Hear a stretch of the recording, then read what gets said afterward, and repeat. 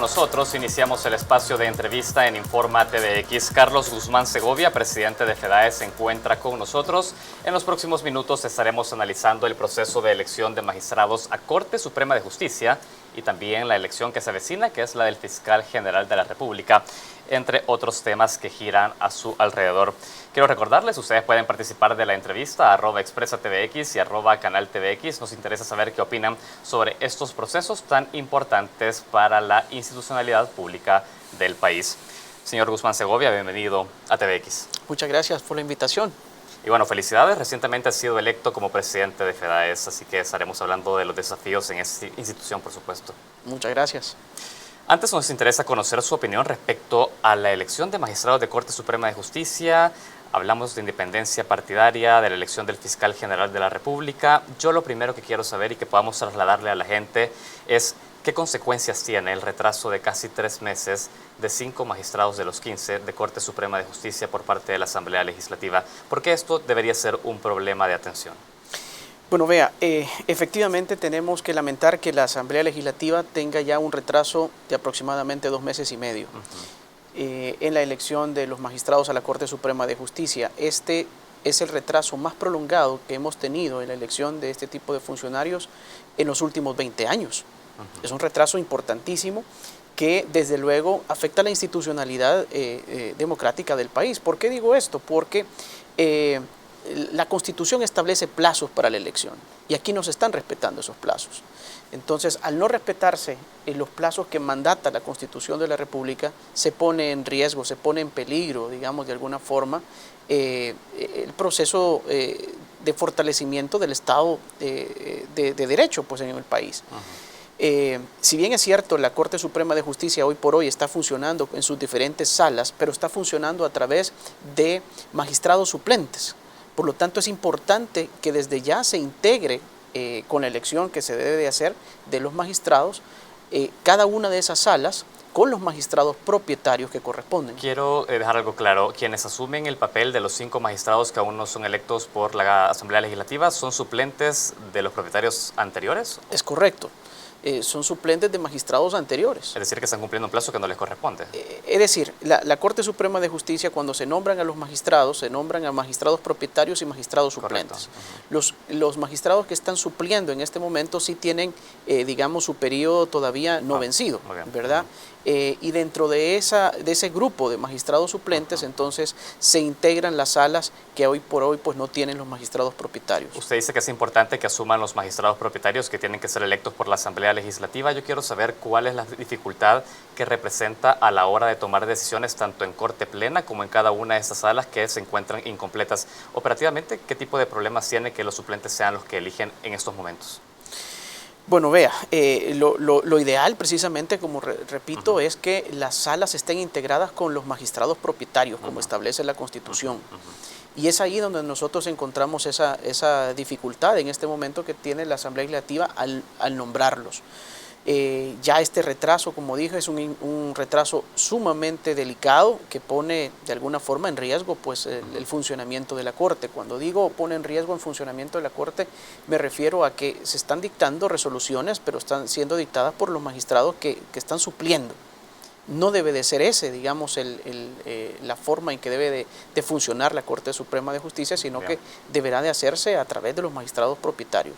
Excelente. Usted ha dicho esta acción, el hecho de retrasar durante tanto tiempo la elección de magistrados, marca un precedente respecto a los últimos años en el país por la demora que ha tenido.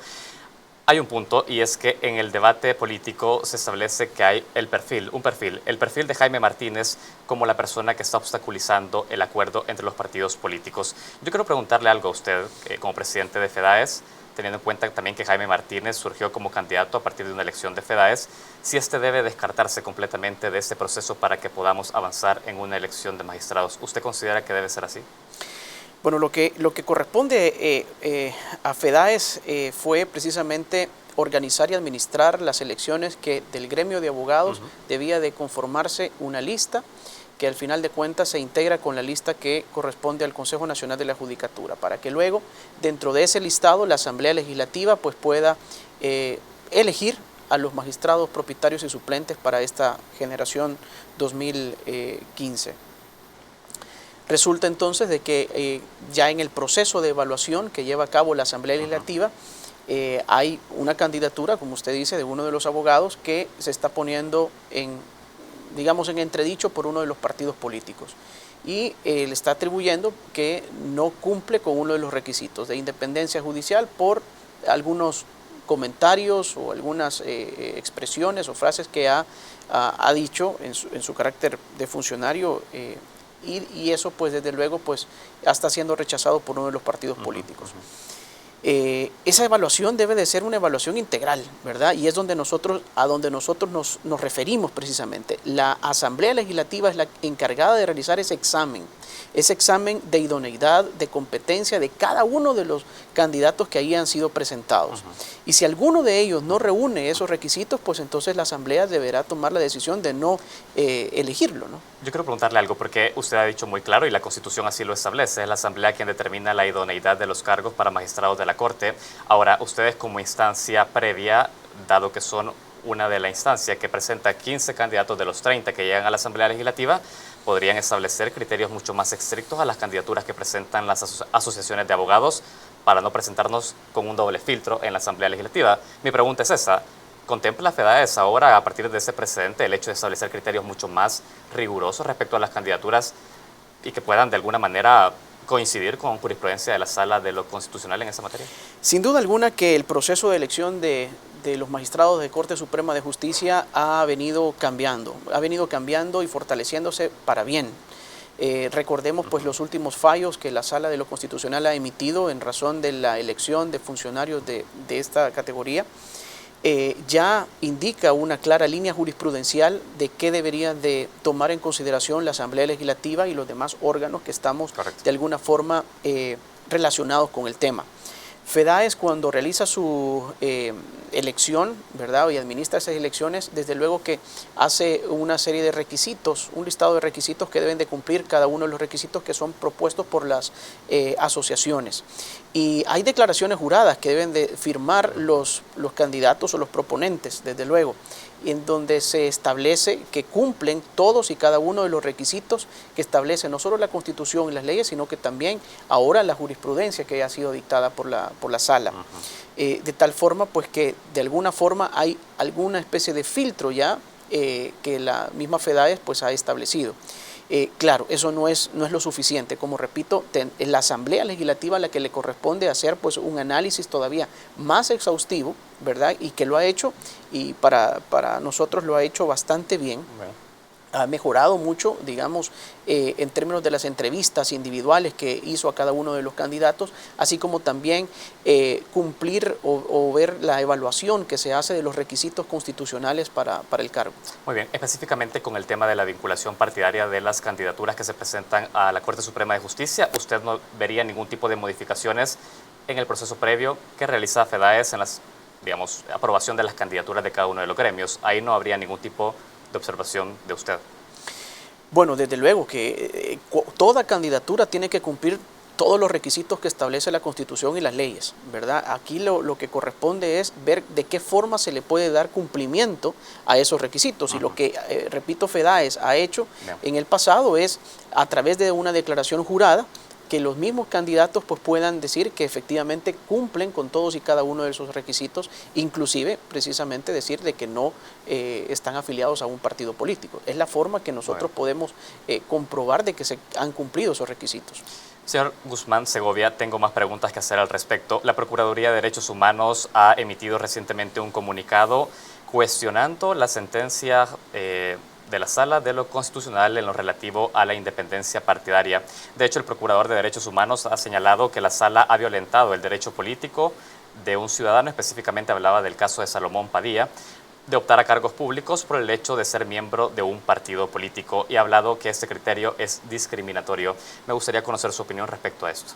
Bueno, aquí definitivamente nos encontramos con un choque de derechos constitucionales de todos ciudadanos, ¿no? Por un lado, tenemos el derecho como ciudadanos de optar a un cargo público.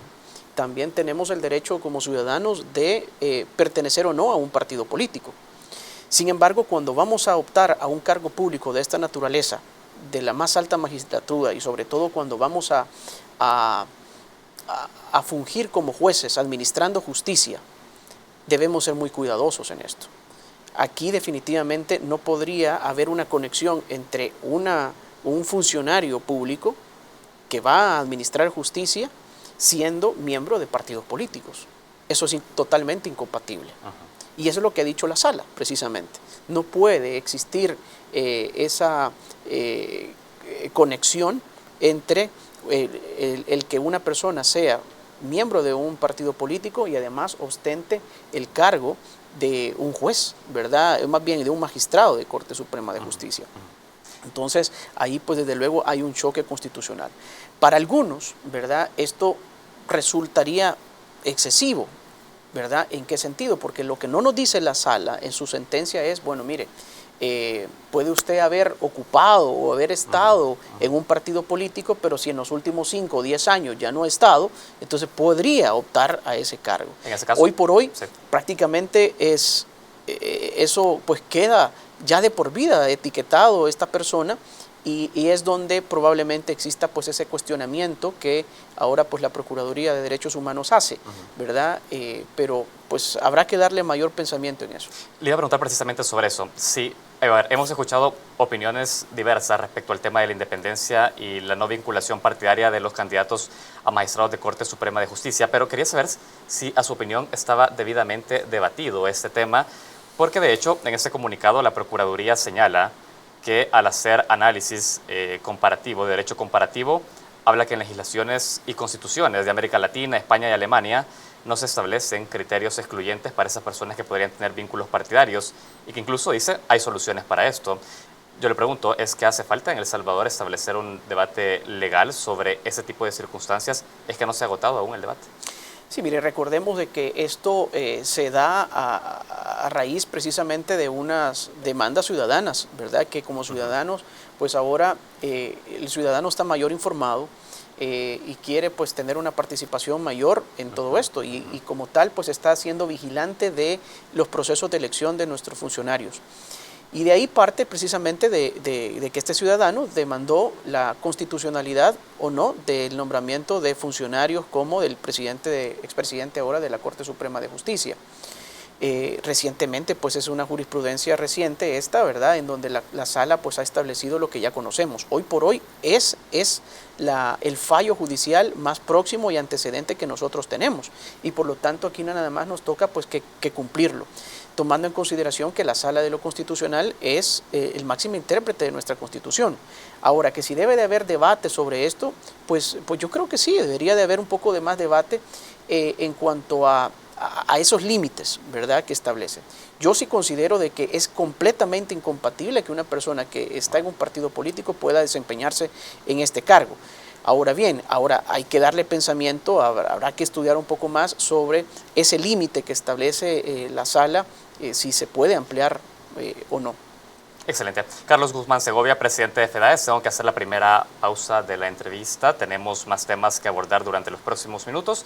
Yo quiero invitarlos a ustedes a que sigan pendientes y que participen a través de redes sociales, @expresatvx y @canaltvx. Ya volvemos.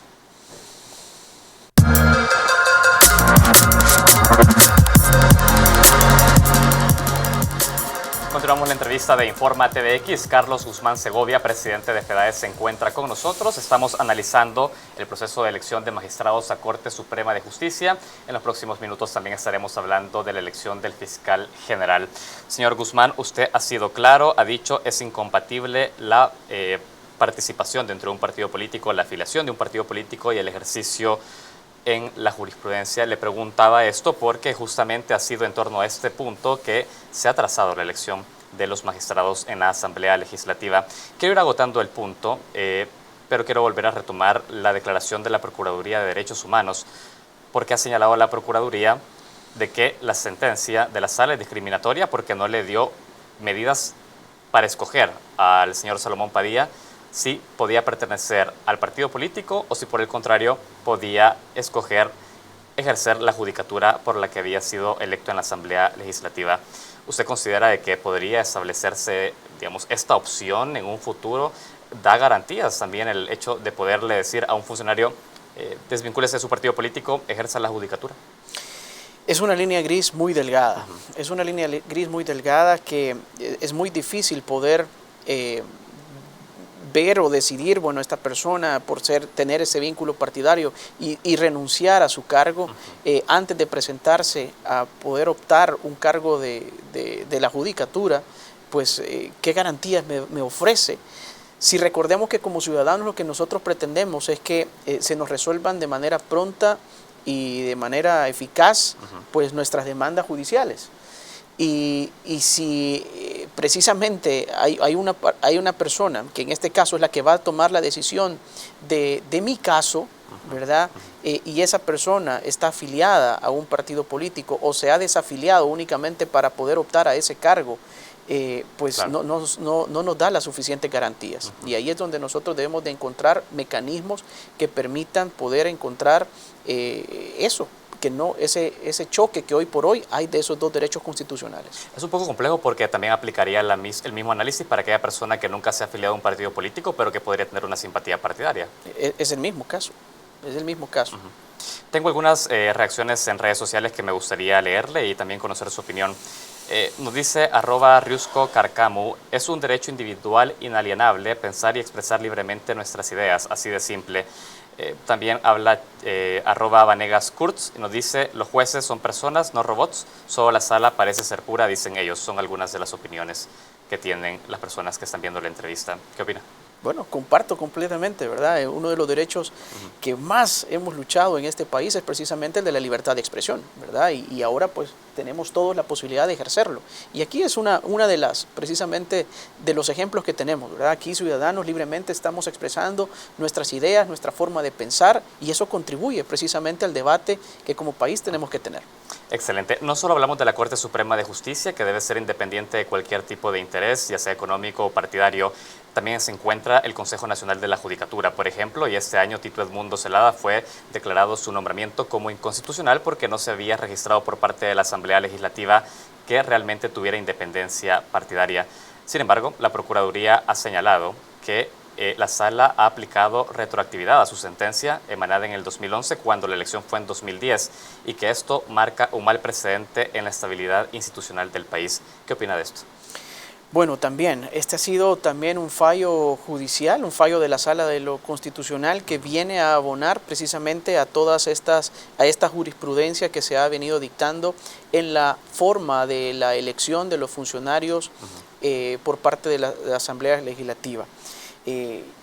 La Sala de lo Constitucional ha sacado este ejemplar. Este es un ejemplar que reúne las sentencias más importantes que se han dictado precisamente en estos procesos que han sido declarados nombramientos inconstitucionales de diferentes funcionarios. Lo que tenemos hoy por hoy es esa jurisprudencia y esa línea jurisprudencial que tenemos que cumplir. Probablemente a algunos no nos guste todos los fallos que establece la Sala de lo Constitucional y de hecho pues en algunos de ellos pues no hemos estado de acuerdo y lo hemos dicho públicamente. Pero es lo que tenemos hoy por hoy. Pero la pregunta era específicamente por la retroactividad en la aplicación de la sentencia. ¿Esto es posible? Bueno, lo que esa sentencia establece básicamente es que el presidente del Consejo Nacional de la Judicatura, que fungió durante mucho tiempo de su periodo y casi fue hasta el final de su periodo, claro, que fue declarado inconstitucional, establece ahora la Sala pues que su nombramiento es inconstitucional. Ahora, no sé a qué se refiere exactamente la Procuraduría cuando dice que eso es retroactivo, pero lo cierto es que por seguridad jurídica, las resoluciones que emite la Sala de lo Constitucional con respecto a actos que han dictado funcionarios en el ejercicio de sus funciones y estos han sido después declarados inconstitucional, esos actos son válidos. Digo esto porque por seguridad jurídica no podemos echar al traste todo aquello que ya ese funcionario ha dictado en el ejercicio de sus cargos. Pero no sé a qué se refiere exactamente la Procuraduría al señalar esta situación. Lo dice porque la sentencia emanada por la Sala fue en el año 2011 y la elección de Salomón Padilla fue en el año, de Tito Edmundo Zelada fue en el año 2010 y que su elección fue en 2010 y por lo tanto hacer una valoración sobre ese proceso de elección previo a la sentencia no tendría sentido. ¿Eso lo que está, digamos, juzgando en este caso la Sala es el proceso de elección. Por más que hubiera sido un año antes de emitirla. Exactamente. exactamente. Y eso es lo que está sujeto a control constitucional. Señor Guzmán Segovia, me interesa que hablemos de otro proceso que se avecina, la elección del fiscal general de la República, y es que escuchamos mucho debate en torno a los magistrados de la Corte Suprema de Justicia, pero cuando hablamos del fiscal general es como que, bueno, se tienen nombres y se aprueban. ¿Qué tiene que cubrir en materia legal, en materia de requisitos constitucionales, procedimientos, la elección de un fiscal general en el país? De igual forma, aquí quizás tenemos que señalar, ¿verdad? Nosotros como ciudadanos tenemos la potestad de elegir a los diputados, que al final de cuentas son nuestros representantes.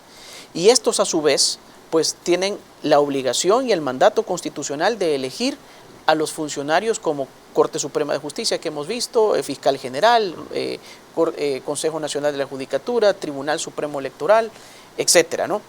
Y es a eso, por eso que se denomina esa elección de segundo grado, porque no somos los ciudadanos de forma directa que los elegimos, sino que lo hacemos a través de nuestros representantes. Pero estos representantes, que son nuestros diputados en la Asamblea Legislativa, tienen que observar los criterios que establece la Constitución para el nombramiento de cada uno de estos funcionarios. En el caso del fiscal general, pues ya establece la Constitución, ¿verdad? ¿Cuáles son esos requisitos? Y dentro de ellos es que debe de cumplir, que debe de ser pues de moralidad y competencia notoria. Eso no son ya palabras etéreas que están ahí escritas en la Constitución. Ya son palabras que ya las ha dotado de contenido la jurisprudencia en los últimos años. Por lo tanto, debe de cumplir la Asamblea Legislativa en su análisis, en su evaluación, en su examen de idoneidad de cada uno de estos funcionarios que cumplan a cabalidad esos requisitos. Muy bien, ¿qué requisitos que usted dice no son vacíos, ya tienen contenido a partir de una jurisprudencia? Eso queda claro. Ahora, cuando nosotros preguntamos a diferentes diputados sobre su opinión respecto a la elección del próximo fiscal, y hablamos específicamente de la reelección del fiscal actual, Luis Martínez, el argumento es: podrá tener vacíos en cuanto a su labor en el combate de la corrupción, en el combate de derechos humanos, pero ha sido efectivo en el combate del tema de pandillas.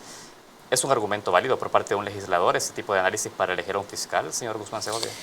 Bueno, debemos de partir por lo que establece la Constitución, ¿verdad? Ya la Constitución establece que sí es posible la reelección del fiscal general.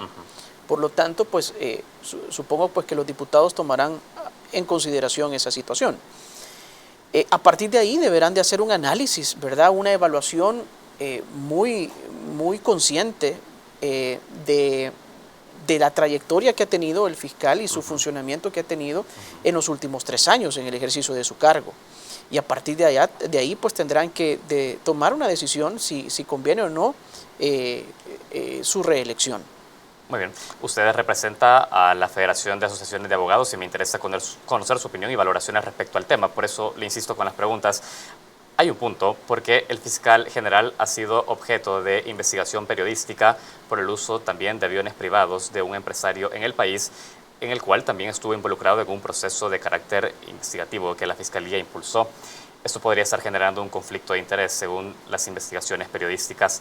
De entrada, ¿esto no debería ser un elemento para descartar una reelección del fiscal general o podría ponerse en duda ya esto? Se lo pregunto como representante de los abogados del país. Bueno, efectivamente, miren, un funcionario público está expuesto en el ejercicio de su cargo a diferentes situaciones y es por eso que como funcionario público debe de regirse y llevarse pues una conducta ordenada, y no solo eso, sino que también debe de cumplir a cabalidad con lo que establece pues el mandato que le ha sido encomendado. Se dan circunstancias como estas, ¿verdad? Y efectivamente una investigación periodística sale a la luz a razón de esto. Debe de iniciarse una investigación y si no solo se inició, sino que también debe de ahora concluir, y si en esa conclusión pues establece de que el fiscal pues cometió pues alguna ilegalidad al respecto, pues entonces eso debería de ser ya objeto para descartarlo, pues desde luego. Pero mientras eso no suceda, no haya una conclusión al respecto de esas investigación, pues yo creo que pues no podría descartarse en este momento su candidatura. Excelente, Carlos Guzmán Segovia. Usted ha sido electo recientemente como presidente de FEDAES. Tengo que ir cerrando esta entrevista, pero me interesa conocer algo. asumirá durante el próximo año la conducción de la federación. Yo quiero saber qué cambios se aproximan en esta importante institución civil y que también tiene una incidencia importante en la elección de funcionarios en el país. ¿Qué cambios se vienen con su presidencia? Bueno, gracias por la pregunta, Saúl. Efectivamente, la semana pasada pues hemos resultado electos y juramentados ya como presidente de la Federación de Asociaciones de Abogados de El Salvador, FEDAES.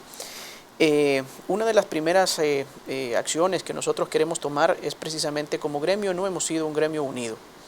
Y no solo para la defensa de nuestros propios intereses, sino que también para poder, con nuestros conocimientos, poder aportar al país.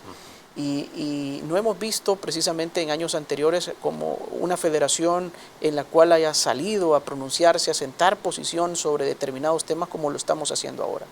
Y como abogados no podemos quedar callados ante situaciones como las que se presentan día a día en nuestro país, y por lo tanto una de las cosas que haremos es precisamente volver a tomar ese rol protagónico que debe de tener un gremio de abogados en todas aquellas circunstancias que tienen trascendencia jurídica en nuestro país. Por otro lado, queremos impulsar un código de ética de los abogados. Ya tenemos un código de ética de los jueces. ¿Por qué no tener nosotros como abogados un código de ética que nos regule precisamente nuestras acciones? Yo estoy seguro, convencido, que la gran mayoría de nuestros colegas pues